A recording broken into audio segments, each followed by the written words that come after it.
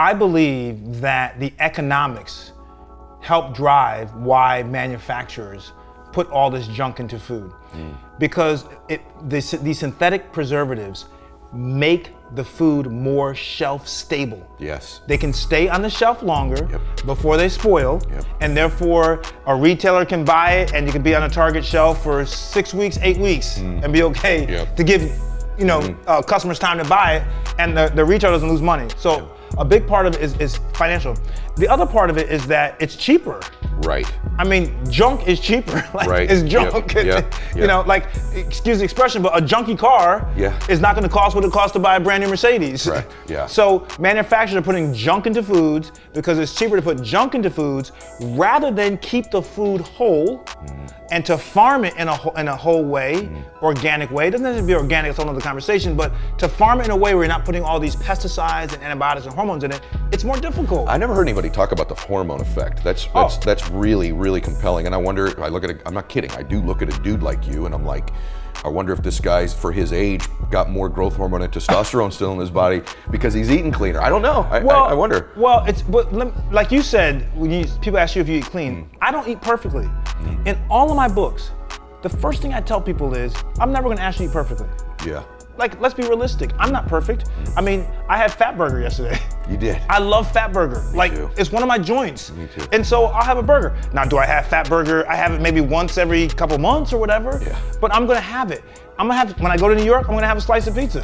Yeah. It's a New York slice. That's so good to hear, by the way. Like, I seriously, I think people need to hear that because I think I have this thing that I teach in my stuff too, that if whatever you're going to begin to do is not something you can maintain, someone hasn't worked out in 2 years, they're like, I'm gonna train for 2.5 hours. I'm like, no, go for 30 minutes, get a workout in, am I right? And so it's so important that you're hearing what Dr. Smith is saying, that it gotta be something you can maintain. You can have a piece of pizza, right? You can have a piece of cake, it's okay. I do too, I want everybody to know that. Yes, on my Instagram page, go to my Instagram page, at Dr. Ian Smith, spell the doctor out, I-A-N Smith. You'll see, I'll post pizza, I'll post, like, for example, I'll post at the Chicago Bulls game, I'll have like a rainbow cake. Now, how often do I have it? The cake is this big. Right. But I'm gonna eat maybe... That's what I do. Yeah, like 3 or 4, and I'm good. Yeah, that's exactly what I do. I don't deprive myself, I'm good. And I'll post it to let people know, listen, how can you live life? Right. People say, I don't eat carbs. What are you talking about? Of course you do. Of course you do. Right. And by the way, the number one fuel source for your brain is glucose, is carbs. Okay. You need carbs more than any macronutrient. Fat, protein, carbs, you need carbs the most because it's fuel source for the body. Now, the issue is the right carbs, right? So when people come to me and say, oh, I'm following a no carb diet, I look at them like, why? Because you read it in People magazine? So your energy level is zip all the time, right? Absolutely. Right. What do marathon runners do the night before a marathon? Carb up. They carb up. Exactly. Right? I mean, you need carbs.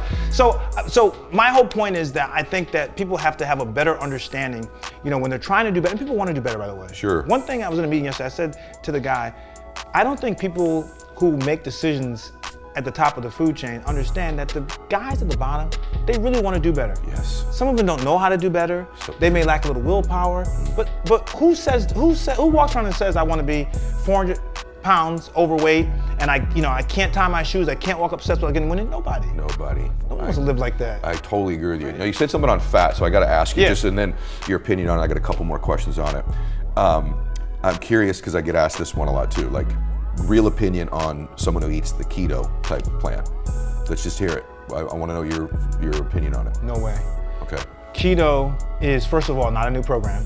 Okay. It's Atkins repackaged. Okay. This program's been around for a long time. The high protein, high fat diet is as old as my mother. Okay. Right? Sorry, Mom. But it's old, okay? Right. And the thing is this is why keto works. Okay, I want people to understand this. Keto works almost similar to intermittent fasting. Keto works because instead of consuming carbs, which your body prefers, I just said it's the number one fuel source for your body. Instead of consuming carbs, you consume fats. Fats are a form of energy. And so you eat high protein, high fat foods, you turn those fats that you eat and the fat already in your body, you turn it into something called a ketone body. That process is called ketosis. Taking fat to ketone is called ketosis. Ketone then becomes your energy source. Okay. So does keto work? Absolutely, it works. Is it sustainable? Absolutely not. Okay. Because in keto, you are making your body go into an artificial biochemical state.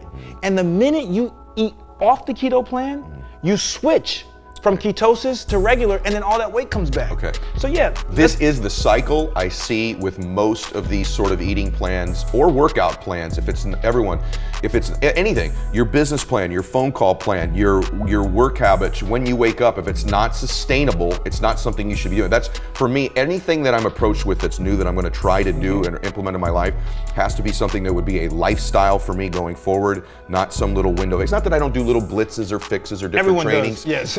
But when it comes to my eating, this is something I know I'm going to be required to do the rest of my life. I want it to be something I can plan on doing forever.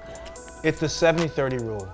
If 70% of the time you can make good decisions, right? This is life in general. If 70% of the time, and 30% of the time, it may not be the best decision. I mean,